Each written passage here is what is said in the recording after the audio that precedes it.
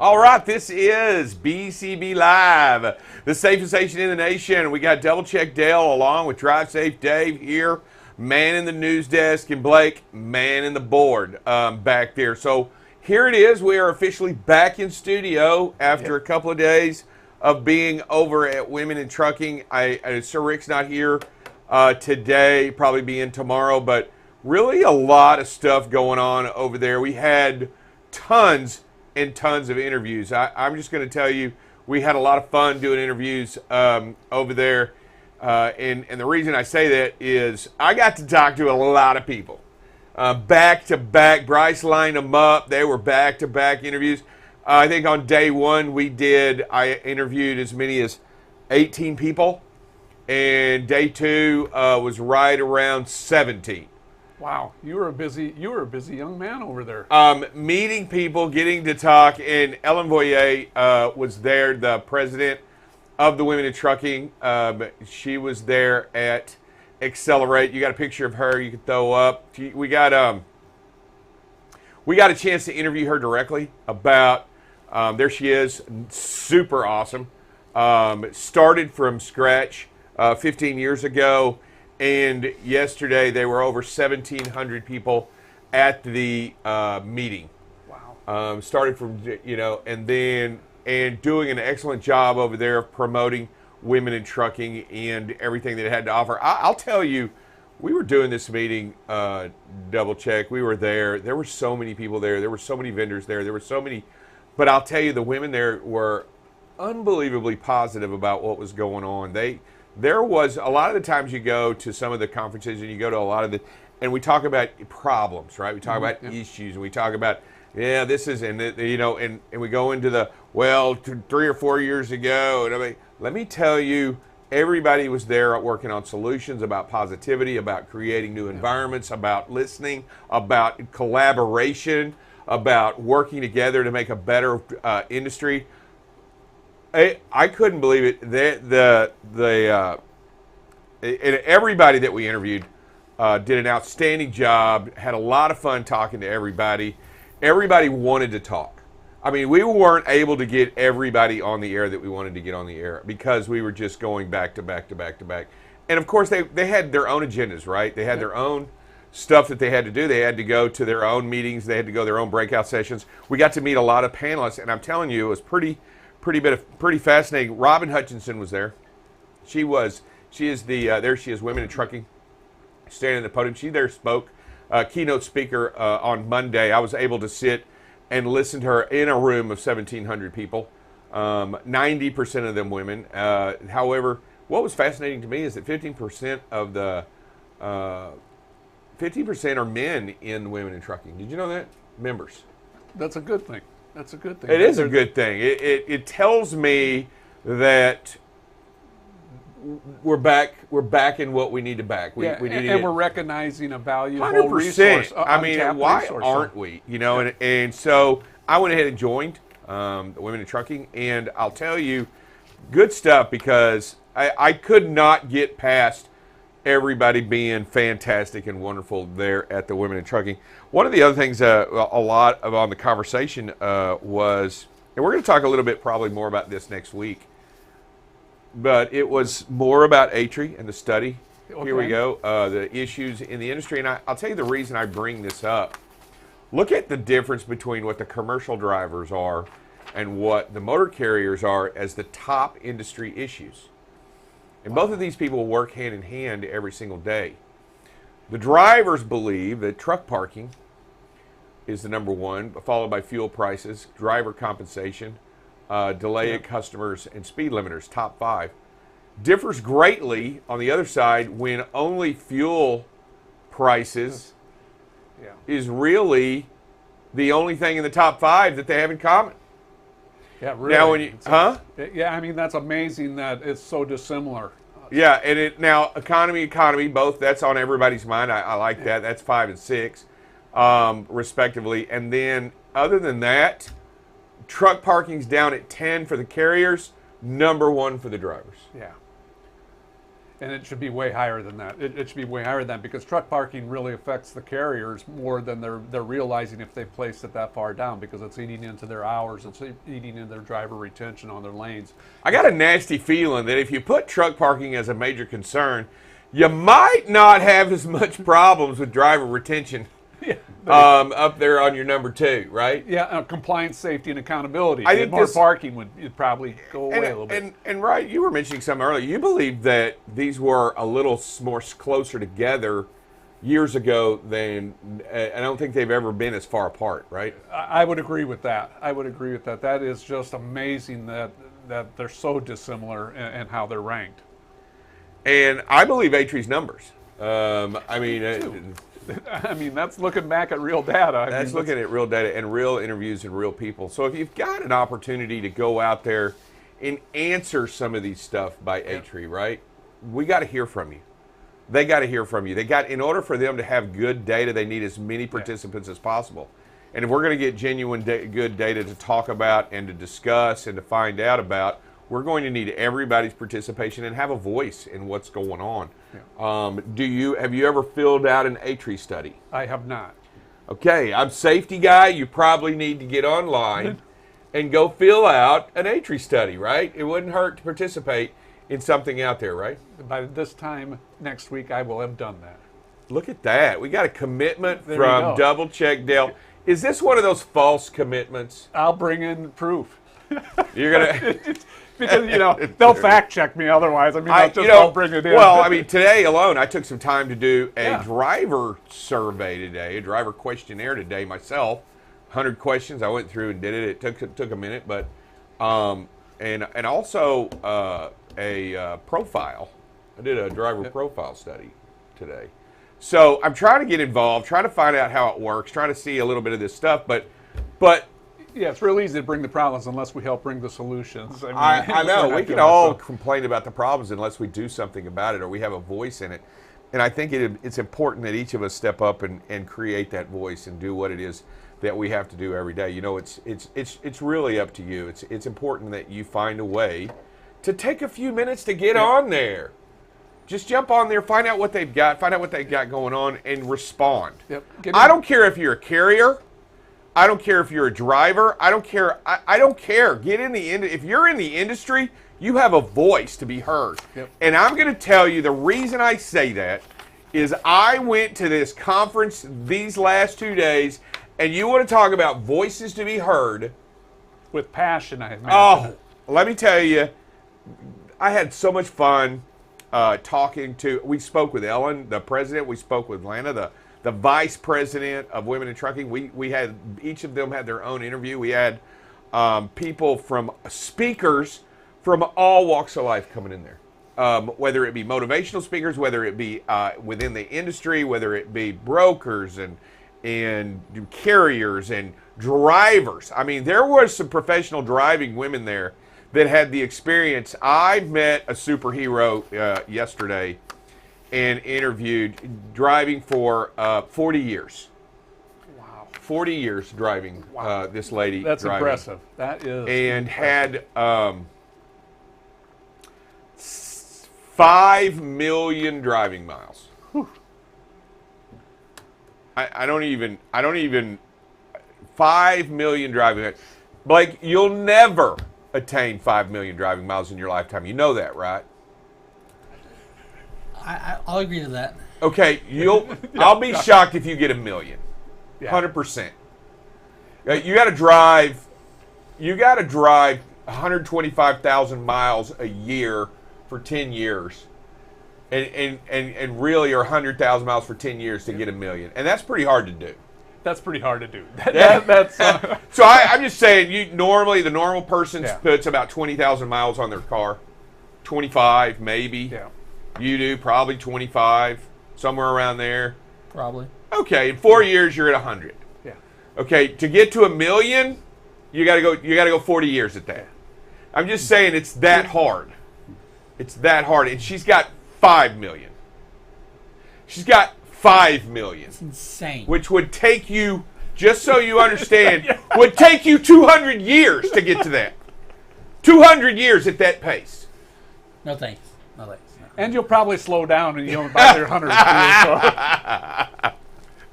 Woo! I'm just saying I was amazed. I had fun talking to the driver, had fun talking about their experiences, had fun talking. You know, lots changed in the industry. Lots changed. That it has. All right, I'll tell you what we're going to do. We're going to take a quick break. When we come back, we actually have a guest here. It's Jeremy.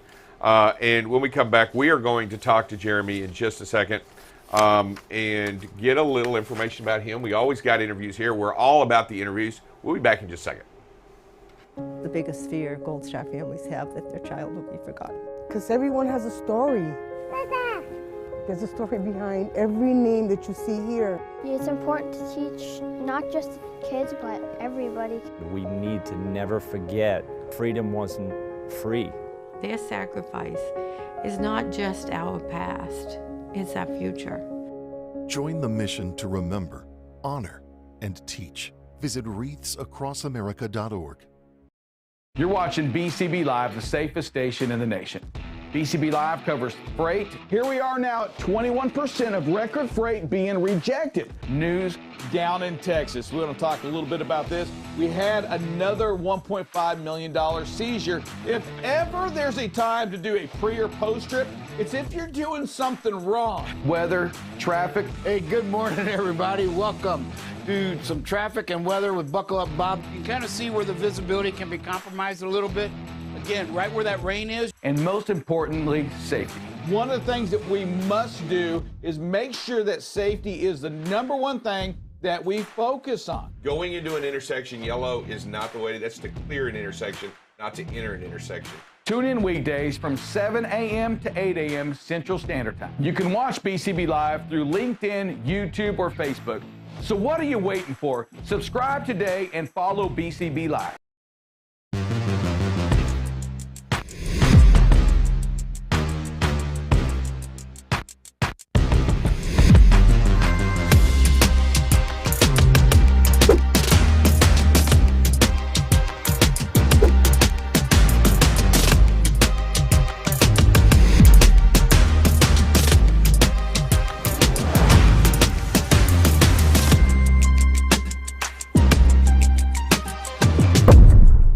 All right, it is Drive Safe Dave here on BCB Live, talking to Jeremy Thone, right? Jeremy Thone, yes, sir. How are you doing today, sir? Good. Thank you so much for having me on the show, Dave. I appreciate it. No, look at you, mister. Got all the cool microphone and the headset over there. Okay. Yeah, that's you're going to sound... A professional microphone. You see that brand of microphone? No, I don't. I can't see that from here. Yeah, that's not a cheap one. Let me put it that way. Look at you, man. We even got you got a little bit of microphone envy going on over here with one of my techs. All of us audio nerds, I guess, right? Yeah, I guess so. Here I am. You can't even. I don't even have a microphone, right? I'm just yelling in space. So, I mean, we're doing the best we can over here with what we got. Trying to keep it a little together on the news desk. All right, Jeremy Thone, here it is. You are the director of marketing over at 3PL Systems, correct? Yep, I'm the director of marketing, and I also host a show called 3PL Live, which I created. Done about 75 episodes of that so far. How many? 75 so far, and everyone has every episode is completely edited with custom album art, and then we've interviewed quite a few people on the show. We've had Craig Fuller, the founder of FreightWaves, Andy Paul, the author of Sell Without Selling Out, Lindsay Cardasso, the VP of Growth over at Enride Trucks. So we've had quite a few heavy hitters in the freight industry, and yeah, it's been a really fun project for me. Yeah, you know, I've had a couple of those people in here as well, as you may know, Jeremy, here on the show. I'll tell you, it's a lot of fun to be able to talk to these experts in the industry, and you get them on your show, and I get to do it. I've been doing this show now, not in its current format, but in some format or another, almost 3 years now, and had a great opportunity to talk to, ask questions. Let me ask you a simple question while we're going and doing that. Your favorite was one of your first, right? Yeah, Craig Fuller was definitely one of my favorites. That was really interesting just because I know his family's so involved, like at the freight industry with his family owning Covenant and some of the U.S. Express. So I thought that was really interesting. And I thought it was also interesting that someone that already had such a successful company would be willing to talk to, a newer podcaster. But I think that it's really great that what you guys are doing at BCB Live, and then, we have like the Freight Coach and all these other people out there in the community. They're kind of podcasters now, which I think is more interesting and kind of a more fun way to learn. Yeah, we do. We do every day. We use Sonar here as well, and we do the market everywhere in trucking every Tuesday. Sir Rick gets on and does a lot to try to explain some of the things in the market that's going on that we take for granted, or that we look out there and try to predict and try to see some of the trend lines going on. It's pretty interesting and necessary that we all have a better understanding of what's going on if we're going to make good and positive changes in the industry. I'll tell you, let me ask you, as you've interviewed some of these people on your show, have you found that you've done things differently or looked at things differently going forward after your interview? I can tell you I have. Have you found that, in marketing and in your own job, did you go, you know what, that's probably a different way to look at that, and we need to do that? Yeah, definitely, all the time. For example, like Dan Hellman came on the show. He's the CRO over at HubTech, and they had some sort of automation where they were bringing in basically a load from an email and then putting that load into a TMS.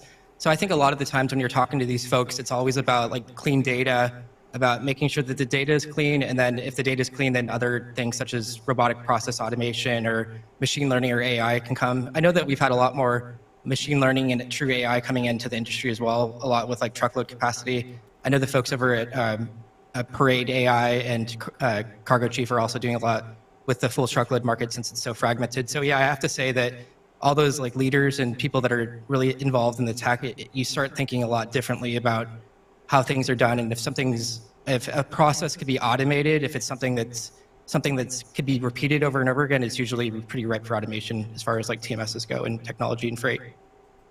Yeah, we you can probably tell I've been here a while. I'm a little bit in the industry a little bit longer than some. But I will tell you that as you look back and you take it and you talk about it, and one of the things that you were discussing was like optimizers and all these things that help people do things better.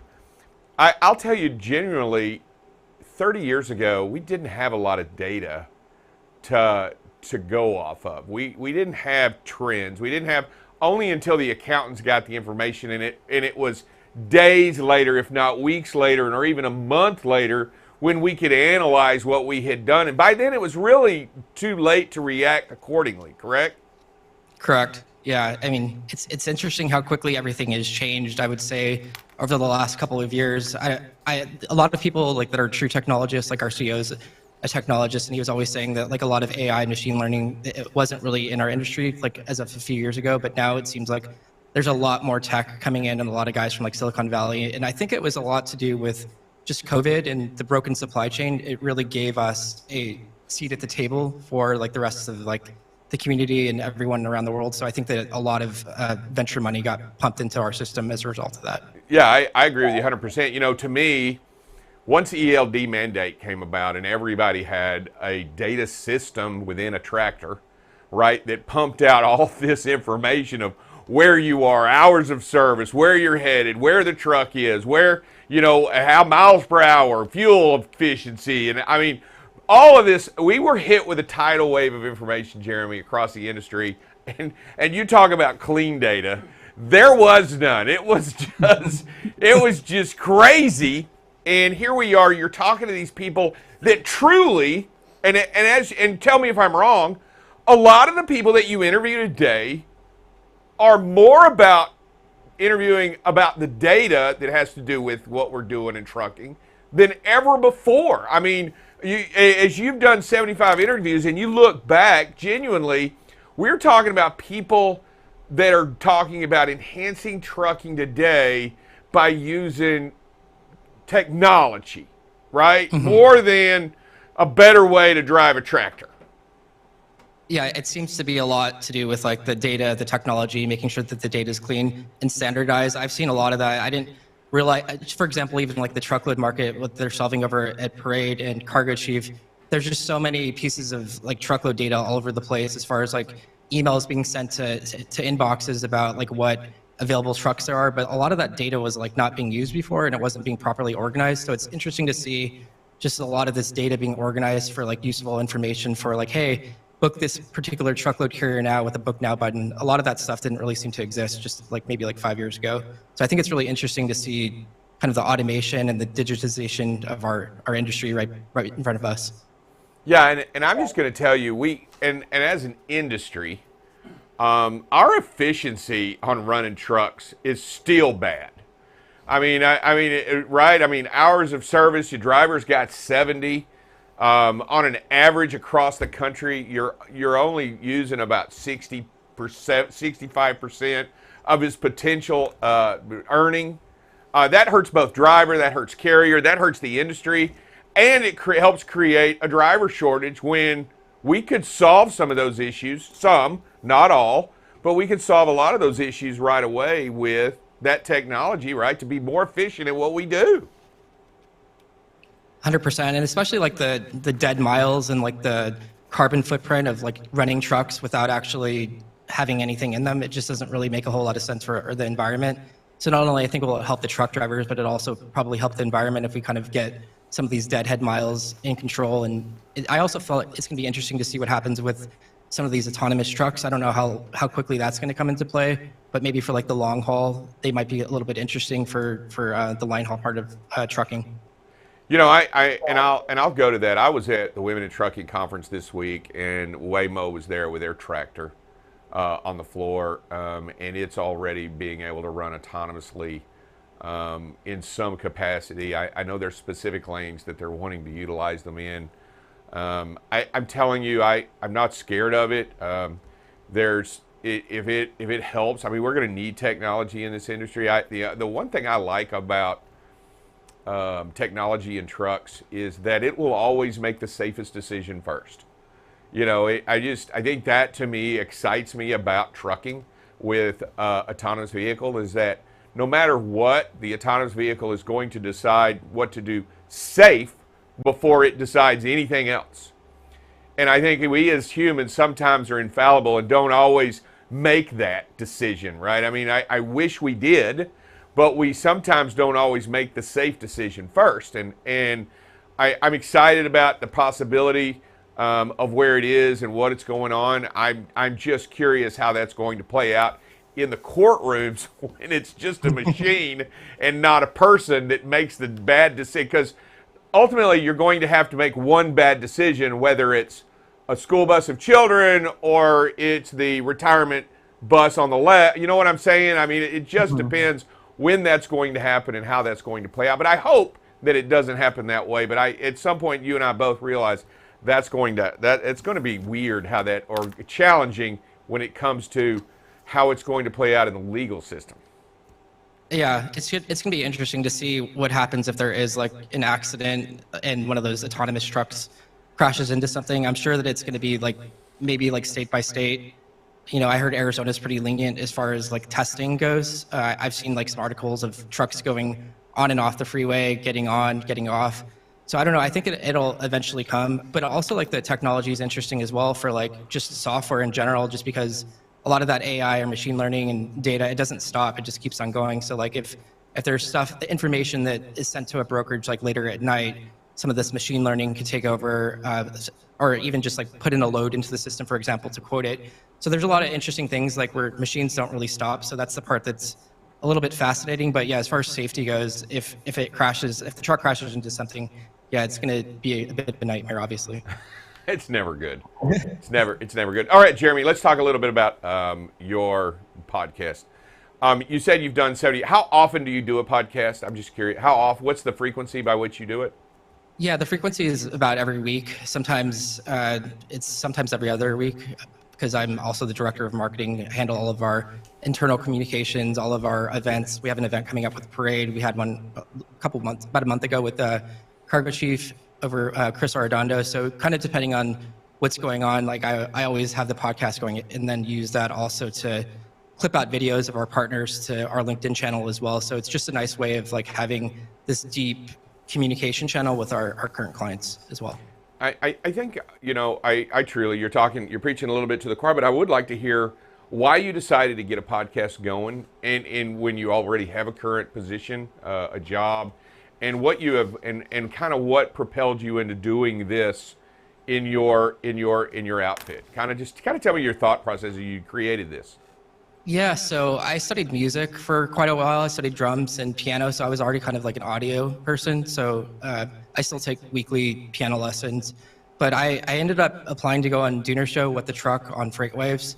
And I had such a good time with Michael Vincent and Dooner, and they were really kind to me, like coming on the show, and I thought it was really fun and kind of an interesting way to create content. And I'm a big fan of content and dark social, like all the content that's shared in channels that aren't being actually like a lot of times like a person might take a screenshot of something from your show and then share it like in a Slack channel, and that information is not being recorded by like any sort of like sales attribution channels.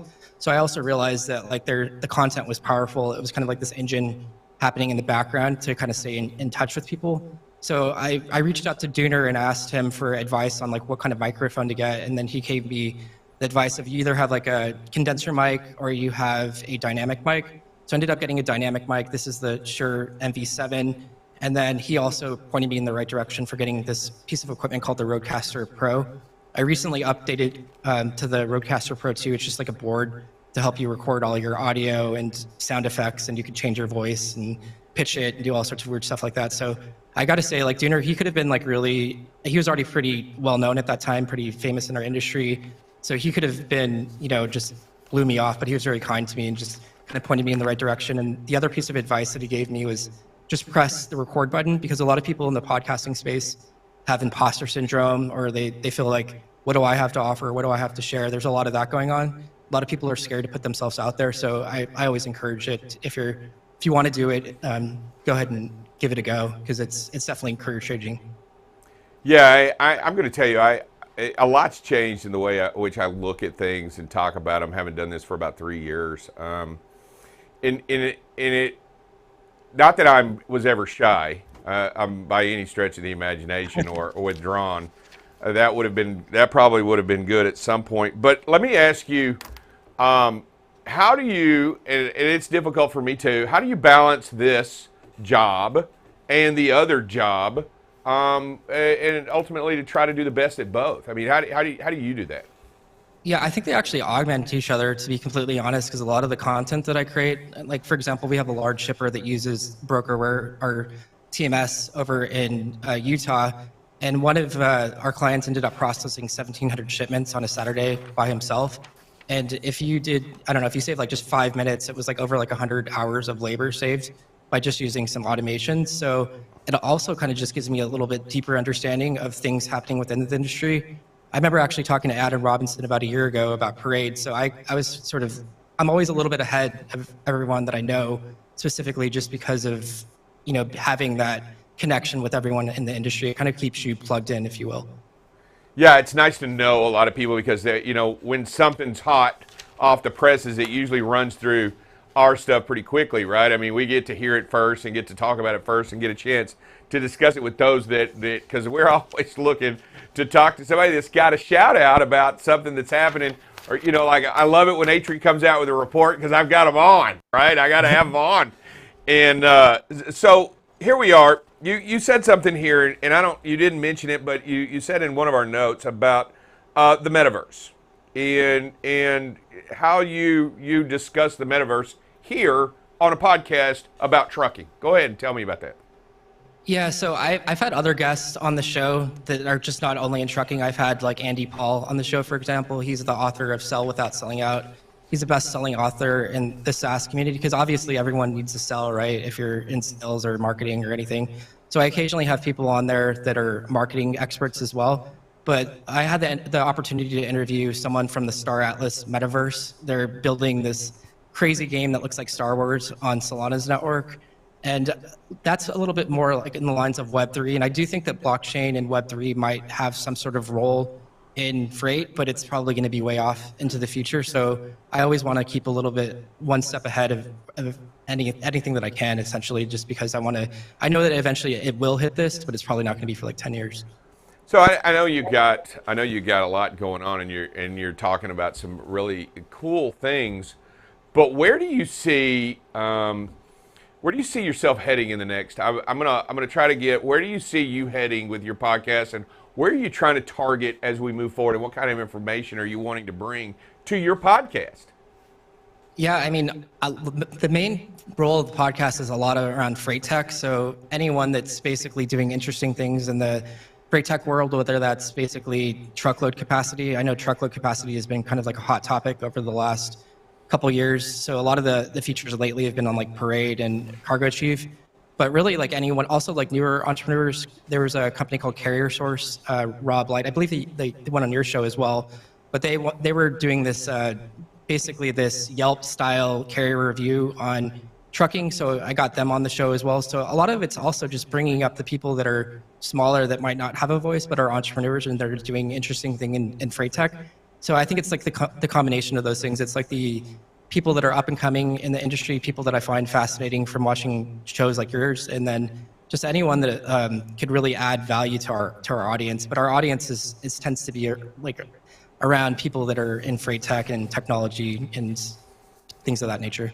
Yeah, I'll tell you, I had Carrier Source on here as well, Jeremy, and I enjoyed what it is that they're bringing to the table, and that it makes sense, especially with the next gen coming up and as the younger people coming into the industry, they embrace technology a lot more, and are going to use things like, Yelp in trucking, right? I mean, they're going to use that kind of stuff a lot more, because my daughter won't go eat somewhere unless she looks at the review, right? I mean, I'm the guy that looks at the sign, okay?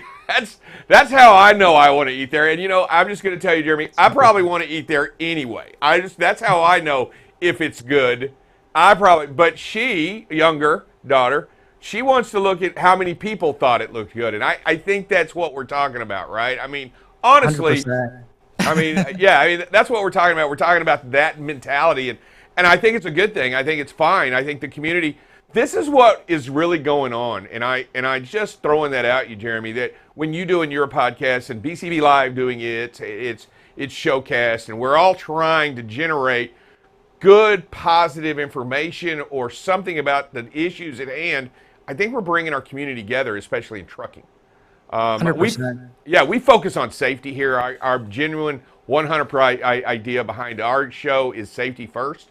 That's what we want to talk about. That's what we do. But I think if you want to be well-rounded in the industry, we've got to talk to people like Jeremy about what they're doing out there and how they can do it. And if you get anybody on your show, Jeremy, that you want to make sure you point them our direction, right? Make sure you spin them around and let them know that over at BCB Live, we probably want to talk to them too, man. I appreciate you coming on today. You're letting us a little know. When can we expect your next podcast, sir?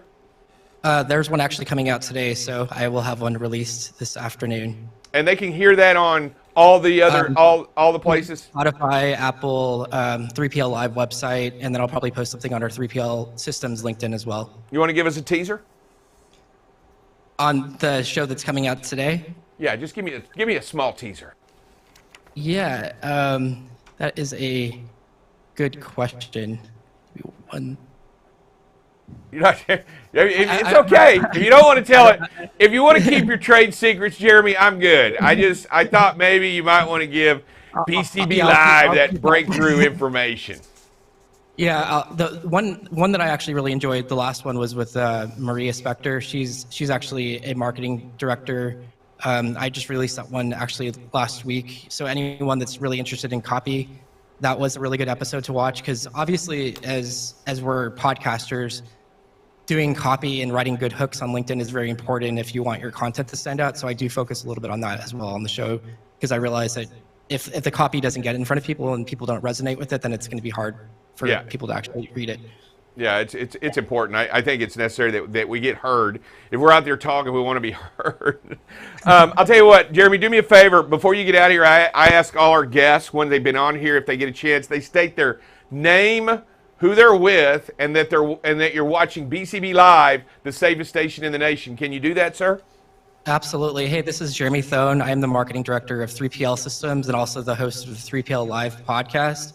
And you are listening to BCB Live, the safest station in the nation. And thank you so much for having me. Absolutely, Jeremy. Thank you so much for coming on, man. We appreciate you. Bye, guys. All right, bye now. That was Jeremy Thone over there at 3PL Live. I'll tell you what, jump on there, listen to some of his podcasts. He's got 75 out there on the market. A lot of fun, great information, and a definite ally here with BCB Live, the safest station in the nation. We'll be back in just a second with Double Check Dale and talk a little bit about safety and some videos.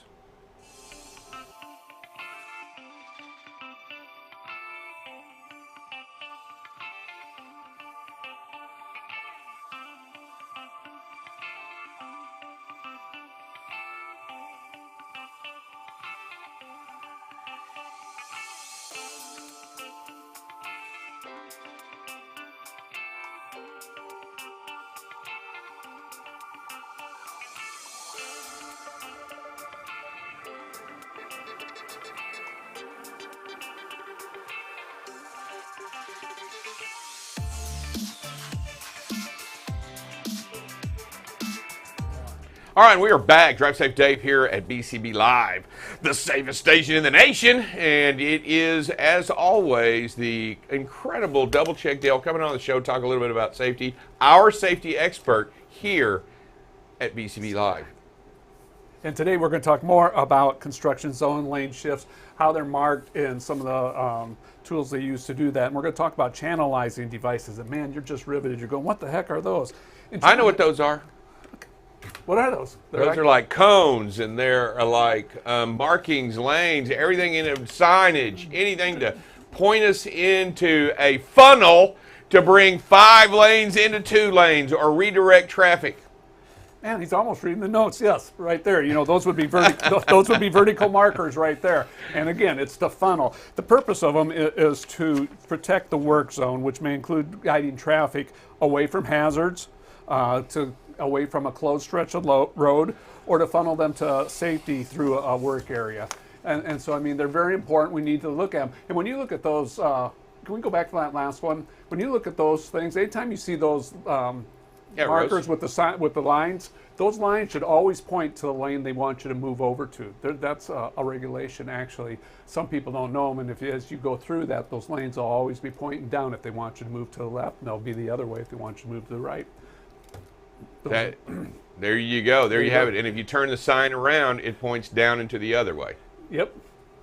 It's supposed to. Well, it's supposed to. Yeah. But I mean, even when you come up to the road. By the way, in honor of our construction zone worker right construction zone worker ahead. This means workers are present at the construction site. That's what this sign means. Yeah. And it means slow down if you're a driver. It means slow down. Respect Give them their work area. That's you right. want them. You want people to respect your work area. You don't want them driving through by your desk at 80 miles an hour in an 18-wheeler. You might find that a tad bit uncomfortable, right? I would. I would find that really uncomfortable because other things have happened by that time. But yeah, I mean, slow it down because that's their workplace. That's their office. Give them the respect and they do. Absolutely. So. All right, let's go to some videos. Yeah, let's look at a couple of videos. Videos. Working on it. Oh, there you go. Whoa! Whoa! I can read that guy's license plate. That's tailgating. That's tailgating. That's aggressive driving. Back out of it. Get your space. What are you doing here? There's no room for this. Yeah. You have no chance to react, no time to react. And I don't even know if you could put, you might do, but a bobtail in between you, that's about all you can get. Yeah, it's just an unsafe situation. It is. You're not going anywhere any faster. There's probably another vehicle in front of US Express in front of there. And so he can't go any faster. Just back out of there. Give him some space. Yeah, you're not pushing. You're not pushing, and drafting is not allowed.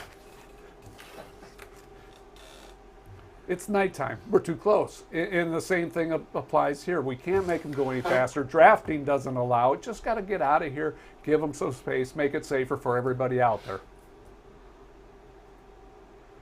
We were talking about this a little bit, you know, cones and drums and stuff, marking lanes. This was a rolling stop, but, you know, one of the things, great thing, if he stops there, it's a better opportunity to see what they're trying to direct him to and what's all going on here. When you roll through that, you don't have time to take in the full picture, the big picture. Stop means stop. Stop does mean stop. And it means it here too. Day, night, any intersection that has the sign, I mean, stop means stop. Okay, they don't have a stop sign. Doesn't mean you don't have to stop at your stop sign. If the cross traffic doesn't have a stop sign, doesn't mean you shouldn't stop at the stop line every single time. What is going on here? What are we doing? You know what we're doing? We're not thinking. Yeah, we're in a hurry. We think our time's more important than everybody else's, and we're just in a hurry to get there. Unbelievable. Scary. This one I love. I mean, this is where we're talking about a lane shift here. We're talking about stop signs, barrels, Jersey barriers. The driver is going 20 miles an hour in a 45-mile-an-hour work zone. He sees what's happening up there. You can see there's a truck stop. Okay, here, play this one again. I got to show you this. So we're going to, here we go. I'm going to pass a cone or some that sign on 1001, 1002, 1003, 1004. 4 full seconds back. Yeah. Yeah, and it's really good because, again, we've seen videos before where people don't stop at stop signs, especially when merging on. This driver is giving himself the opportunity, if somebody doesn't stop at that merge point, to have the space and the time and the speed to come to a safe stop. Yeah, I mean, it's all relative to speed. At this distance, this would be too close at 70 miles an hour. Okay, we would be, and running through this channel, that you would be a daredevil. Yeah. Running through this constraint at 70. But the point is, you notice how relatively closer he is to the truck, but because of the speed at 22 to 25 miles an hour, it's all relative, and you have enough stopping distance between you and the vehicle in front of you, even reaction time. You're at 17 miles an hour. Pretty good idea you're going to stop here in plenty of time if they come to a stop in front of you. Yep. Or if they merge in front of you. I mean, just a great job by the driver seeing that big picture, following the signs and doing the right thing. Absolutely. Hey, good stuff today, man. I like that multi-New Jersey wall with signage and driving slowly and all that nighttime. You know what? Medal award winner. There you go. Medal award winner, sir. That's the kind of guy that can get 5 million safe driving miles. miles. That is correct. And let me tell you, maybe put them in for a medal award. Or gal, a woman. Or gal. Hey, please, don't let me be the one to make that mistake. Drive Safe Dave here, saying goodbye today, wanting you to be safe out there, be careful out there. Always, always think about the other person and what they're doing whenever possible to be just that one step ahead. There you go. That one step ahead to ensure your safety and the safety of others. All right, we'll see y'all tomorrow here on BCB Live, the safest station in the nation. Bye, everybody.